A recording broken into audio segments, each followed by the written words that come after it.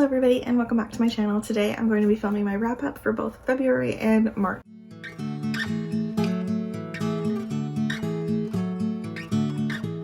So I didn't film my wrap up for February at the end of February like I was supposed to, so I'm gonna do it now because I haven't done a wrap up since January and I've read a lot of books since then, so I really need to do this. In the month of February, I read 9 books and I loved pretty much all of them.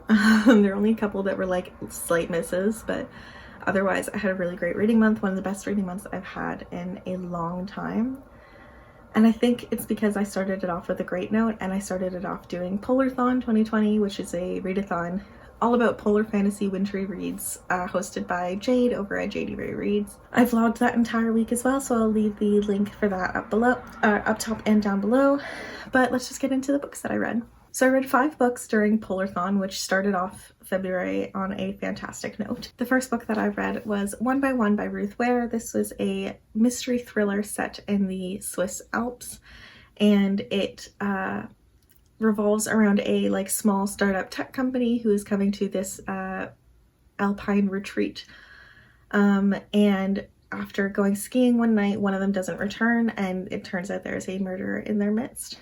It is told from the point of view of one of the guests and also one of the employees at the cabin that they're staying in that is supposed to be their organizer, maitre d' kind of thing. I loved this. I gave this a 4 out of 5 stars. It was a great wintry read. It was a really lovely bubble thriller in that they only stayed in the cabin and they didn't really leave for any reason, so it was kind of giving me Agatha Christie vibes, trying to figure out who was the murderer. But I had a really good time. It threw me off my game a few times where I didn't know what was going on and I didn't know who it was, and it kept me guessing until the end, so I really enjoyed it, and again I gave it a 4 out of 5 stars. Next up, also for Polarthon, I read the anthology The Bloody Chamber and Other Stories by Angela Carter. Angela Carter was a very well-known feminist theorist who also wrote retellings of fairy tales, which this is one of her collections.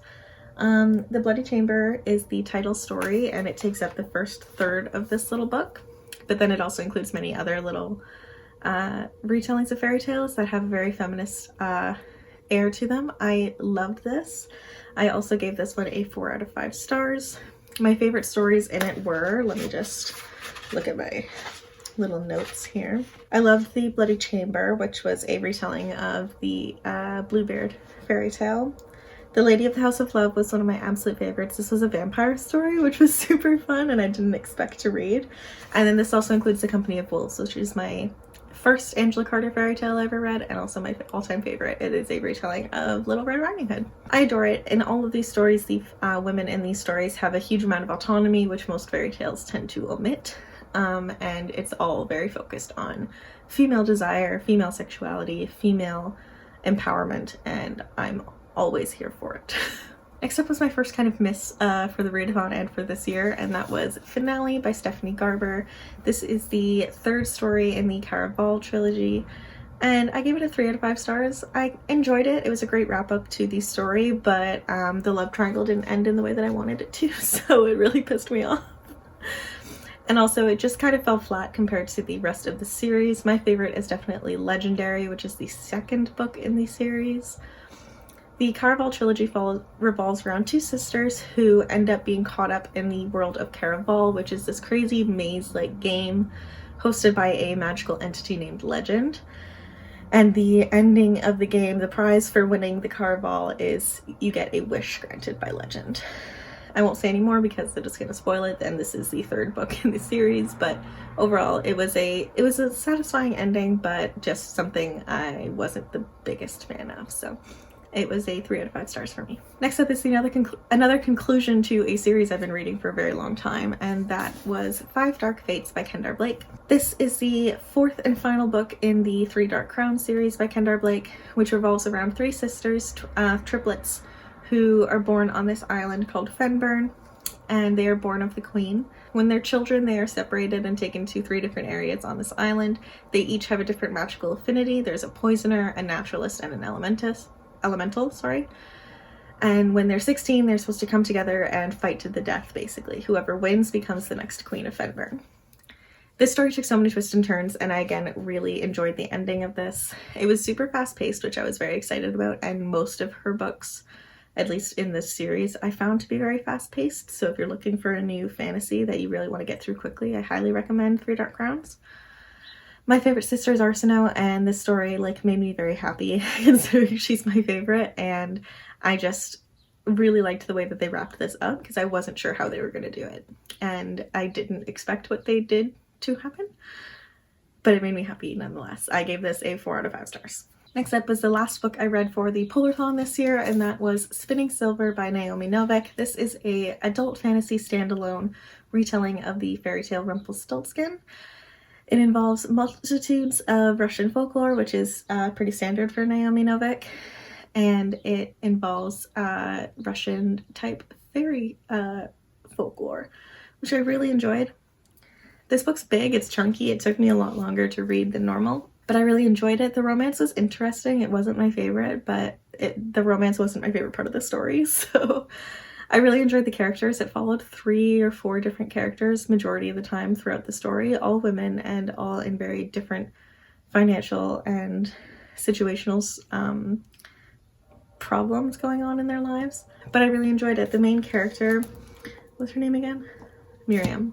The main character Miriam was really interesting to me. She was very like kind of ruthless and very straight to the point. She wanted to save her family and she did it. Basically the point is that Miriam comes from a long line of moneylenders, and when her father refuses to go and collect from any of the people that borrowed money from them despite them living in extreme poverty, Miriam takes up the mantle and becomes the moneylender of the family, and becomes very good at it. And one day the Sterek, I think that's how you say it, the fairies in the forest next to their home learn that there's a girl who can turn silver to gold because she managed to take the silver that she was trading and managed to like upsell it and get certain rings made out of silver and get certain jewelry items made out of silver, and was selling them to the lord in their land for much larger sums of money. And so they demanded that she come and become the wife of the Sterek King, and many other things happen. There's so much that happens in this, but I absolutely adored it. It gave me such great polar fantasy vibes, super wintry. I could feel the cold as I was reading it, and I just really enjoyed the characters, so I ended up giving this a 5 out of 5 stars. Next up was my first adult romance of the year, and that was The Worst Best Man by Mia Sosa. I adored this one as well. This was a great start to my adult romance journey this year. I've been reading a lot since then. This tells the story of Lena and Max. Lena is a wedding planner who unfortunately was jilted and left at the altar herself, and she's trying to rebuild from that and learning how to continue on in her job that she adores and managing to find love herself. And Max is the brother of the man who jilted Lena, and also apparently the man who convinced her brother to leave her. The two of them get put together to work on this project that is super important for both of their careers, and they have to learn to work together, and sparks fly as always with romance. And I adored it. I thought the characters were fantastic. It didn't have too many tropes that I hate. It was like very trope free, which made me happy.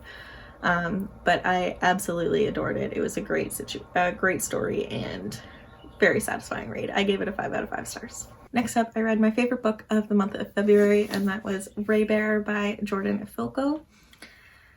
I love this story so much. This was fantastic. This is a high fantasy story that follows one girl, Terasai, throughout her entire life. In this world, there are people who have certain affinities and certain talents for magic. Terasai's is that if she touches somebody, she can see their memories, see their kind of almost read their minds, almost kind of. It's kind of interesting, but you follow Terasai through her entire life, and she was raised as a child by this mysterious figure known as the Lady. But when she turns 12, she gets entered into this competition with a bunch of other children from across the world to compete to be part of the new emperor's chosen council. This council is made up of 11 people, not including the emperor, who also have these abilities. And become chosen by the emperor through significant events. They have to be very much bonded in friendship to be able to be part of this, and they are connected by this magic known as the Ray. The Ray is something that only members of the royal family can control, and it is this type of magic that just connects the minds and the souls of the people on the council with the emperor. Depending on what area you come from, and there has to be one council member from every area of this world, you are born with a certain immunity to one of the, I think there's 12 ways to die. And each time the emperor brings somebody onto their council from that area, he gains that ability to cheat death.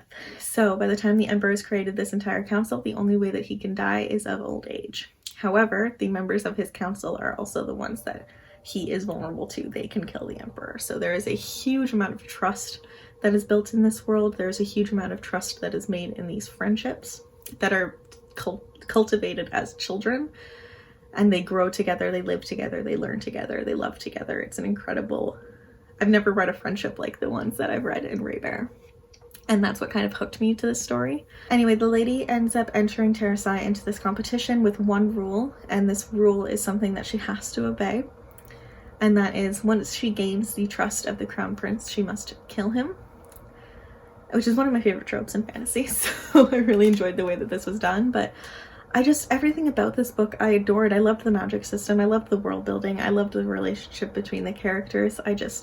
It was perfect. It was absolutely perfect. I can't wait for the sequel to come out. I think it comes out in October, which is really too far away. But anyway, I gave this a 5 out of 5 stars. It was the best book that I read in February. Next up, I read The Vanishing Half by Brit Bennett. I read this as a part of the Herstory book club on TikTok. One of my friends, Alina, created a book club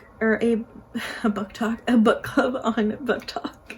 And I absolutely adored this story. This tells the story of two twins who live in this very small town in the southern United States, which is a town made up of specifically light-skinned mixed-race people. This was a town created for them by them decades before the start of this story. It is a story set in the early 1950s, but it spans the entire lives of these two twins who run away from this town at the age of 16. One of them ends up marrying a very dark-skinned man and ends up coming back to the main town of Mallard as a young adult and raises her daughter there. The other, however, ends up moving to New Orleans and passes as a white woman for the rest of her life. And it tells the story of first of all, the bond of siblings, specifically twins and sisters in this story. It's insane reading from that point of view. But then also it's a generational tale. It tells the story of their children and how their children meet and how their lives are affected by their choices that they made at the age of 16. It's a great story about identity. It's a great story about race and what it was like to be a racial minority in the South in the States at this time. But it spans the 50s to the 90s. Like it goes for quite a long while. But it was a fantastic story. I absolutely adored it. I ended up giving it 4.5 out of 5 stars. And I think everybody should read it. It was a fantastic tale. It was a very quick read. I read it in like a day and a half. And again, I highly recommend it. It made me cry. It made me laugh. It was amazing. And then finally, the last book that I read in February was an audiobook. I listened to the audiobook I'm Still Here by Austin Channing Brown. This was a nonfiction that tells the story of Austin growing up in like religious world. It tells the story. It's a very interesting examination of like racial justice in terms of religion, in terms of feminism, in terms of intersectionality.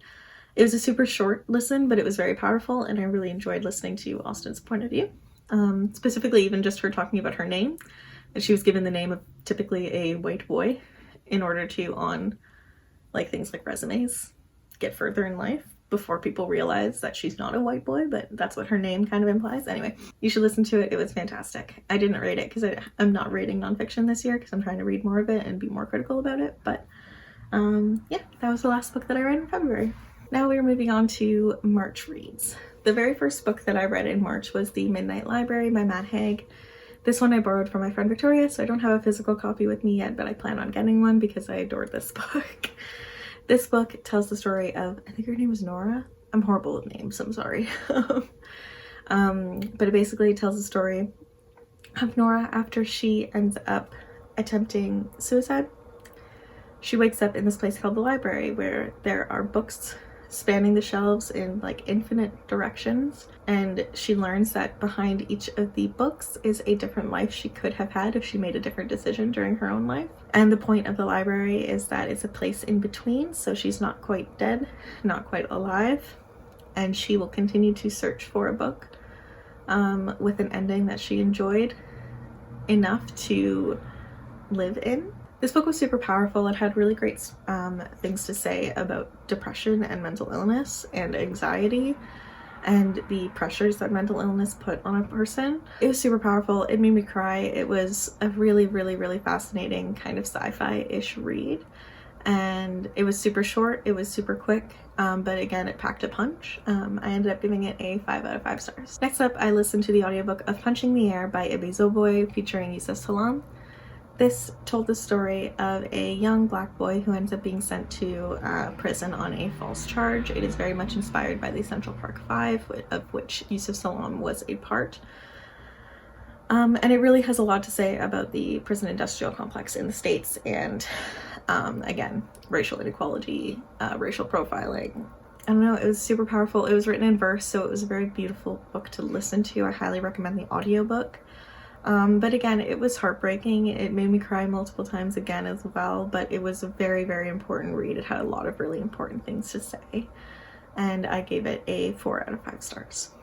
I just wished it was longer, to be perfectly honest. I wanted more. The next book I listened to was also another audiobook. This one I listened to the entirety of it while playing Animal Crossing, which just sent me all the way back to March 2020 when I did the same thing when I listened to The Seven Husbands of Evelyn Hugo.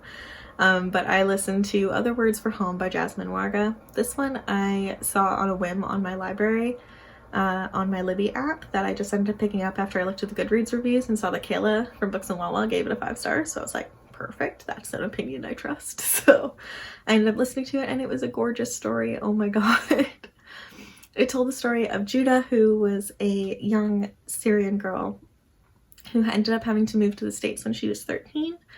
And it takes place during the height of the 2016-esque Syrian refugee crisis, and really took a impressive stance. This was a middle grade book, also written in verse, and it was beautiful. The story of Judah and her family, and of Judah coming to this country that she's only ever seen in movies, and learning the difference between how her life went compared to the life of her family that she's staying with.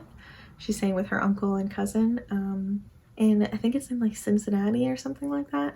A very small, or not a small town, but a bigger, very rural town. I adored this so much. Again, it was a quick listen. I listened to it all in one go. It was beautifully written, beautifully told, and I ended up giving it a 5 out of 5 stars. And last audiobook that I listened to during the month of March was Coraline by Neil Gaiman. This was great. I'd never read Coraline or seen the movie Coraline, which I thought was a injustice to myself, having gone 25 years without reading it or listening to it. So I listened to the audiobook, which was narrated by Neil Gaiman himself, and it was a pleasure to listen to. The story was dark, it was creepy, it's a middle grade as well. If you don't know the story of Coraline, it is a middle grade story following this young girl, Coraline, who moves into a new home with her family. It is the middle apartment in a renovated house. And she's got very interesting characters as her neighbors.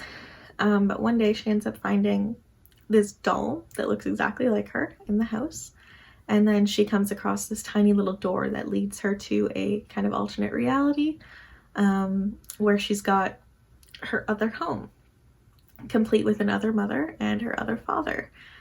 And they desperately want Coraline to stay with them, not to go home to her normal home. But it was a really interesting story. It was really creepy. It was really spooky. I watched the movie immediately after, and I adored the movie. It's like claymation style and just absolutely beautiful. But I really enjoyed the story. It gave me a chill and it made me laugh, and it was just weird and awesome, and I gave it a 4 out of 5 stars. Then during the third week of March, I ended up participating in the mini round of the Pop Culture Readathon hosted by It's With Me. I also vlogged that, so I will leave that vlog up on the screen here and in the description down below, but this one was themed around Are You Afraid of the Dark, which was super fun. And the next 5 books that I read for March, I read during this readathon. The first of which was an audiobook, but I have the physical book. I listened to City of Ghosts by Victoria Schwab. This book I had started last year, so I picked up where I left off. and it's a great story. It's the first in the Cassidy Blake series, which is a middle grade series by Victoria Schwab, following Cassidy Blake, who after a near-death experience ends up with the ability to see ghosts, and the boy who saved her is also a ghost. His name is Jacob, and he's her best friend, and he goes with her everywhere. Her parents are a historian and a storyteller who end up getting this contract to create a ghost hunting type TV show, and she travels around with them in order to film this show and encounters all the ghosts that come around with it. This one is set in Edinburgh, which I really loved the setting because I was in Edinburgh a few years ago and it was one of my favorite parts of my trip to Europe. I loved the setting, I loved the audiobook narration, that was fantastic as well, but also I love the dynamic between Cassidy and Jacob. They're really interesting as friends and as, again, a little girl and a ghost. It's really funny. I really enjoyed the story. I gave it a 4 out of 5 stars.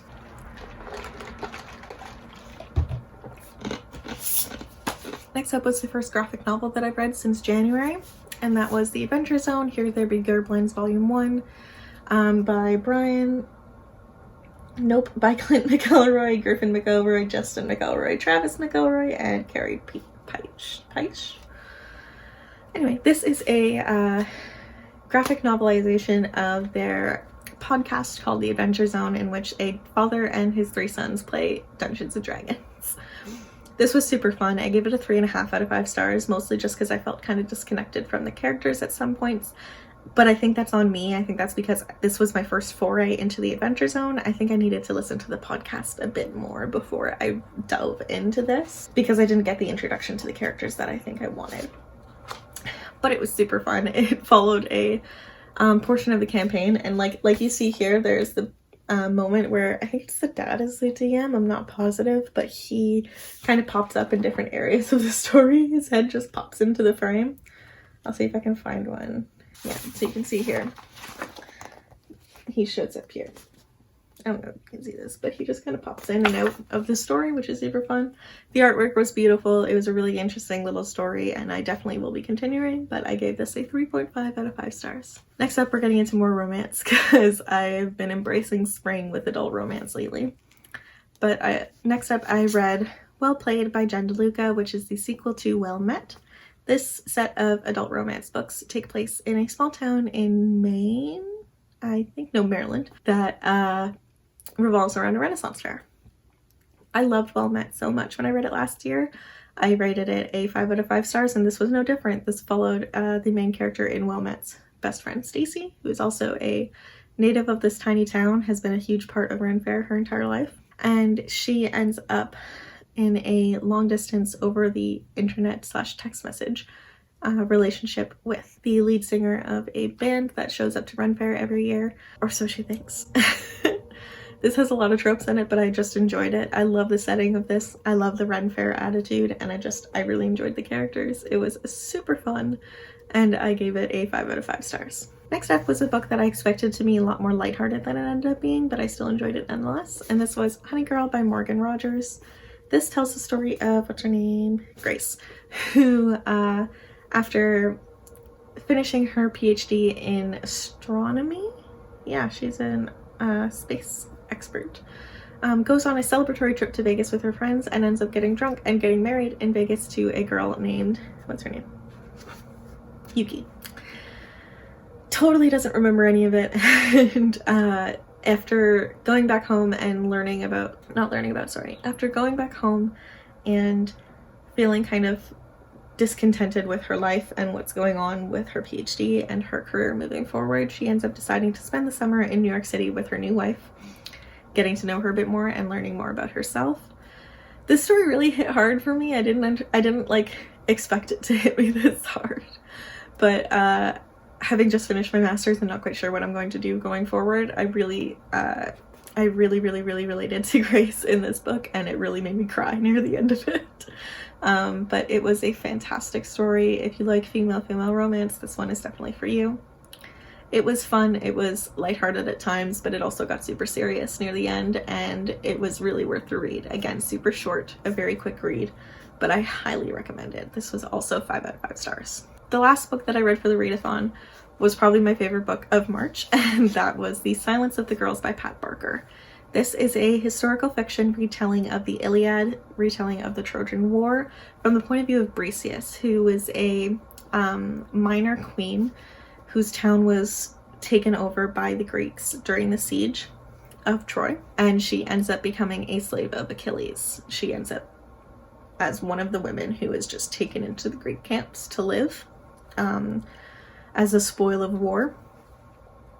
And in the Iliad, and even in the Song of Achilles, which is my favorite retelling of the Iliad, Briseis is still a super minor character, but I love that Pat Barker made her the main character in this. This is the Iliad from the point of view of a Trojan. This is the point of view of somebody who was not part of the Greek camp, who was not on the side of the Greeks, and whose life was irrevocably changed by this war, and it was something that she never asked for. Again, a lot of retellings tend to focus on either Helen or Achilles himself, so this was a really interesting point of view, talking about the other women whose lives were totally affected and who don't typically get a voice. So I adored this. It was heartbreaking, but a fantastic read. I read it in one sitting, and it was 100% 5 out of 5 stars. And then the last book I read in March was also kind of a letdown, but it was interesting nonetheless. And this was Much Ado About You by Samantha Young. This was a very new purchase of mine. I got it with a bunch of my plum points on Indigo. And I was super excited about the premise. It was very much kind of like The Holiday, if you've ever seen that Christmas movie with Cameron Diaz, Jude Law, and Kate Winslet and Jack Black. Picture The Holiday, just one side of it. And you've got a good portion of this story, like Cameron Diaz's story in The Holiday. Picture that, basically. This tells the story of Evie, Evangeline, who is super obsessed with Shakespeare, but she also feels like her life isn't going her way. So she ends up taking I think it's just 1 month, but it's like a holiday package where she goes to the, I think it's the eastern or western coast of England. And she lives in this small town, and she actually runs the bookstore that she is living above for the duration of the time that she is in the store. Weird concept, but I thought it was interesting. She loved Shakespeare. I love Shakespeare. The title is a Shakespeare pun. It's based off of Much Ado About Nothing, so it was typically like a Much Ado About Nothing retelling as well. The main love interest had a dog, Great Dane, that was gorgeous, and like, I love dogs. It was points for dogs. But I was bored during this book. Yeah, I was bored, but I read it fast. I do not know how that works out, but it did. There was just a few too many tropes that I didn't like. It was just a bit, not the narration, but the main character drove me crazy. She was super judgmental of everybody that came into her life without taking stock of the fact that she hated being judged herself. Was just really annoying. Really, really annoying. There was too much Shakespeare references, first of all, which I didn't think I'd ever say. But anyway, I gave it points for the dog, I gave it points for some of the Shakespeare references, and I gave it points that I read it quickly. So I ended up giving it 3 stars out of 5. It was okay. Thank you guys so much for watching. I hope you enjoyed this video. If you're new here, please let me know down in the comments below. And if you have read any of the books that I read these last 2 months, let me know what you thought of them.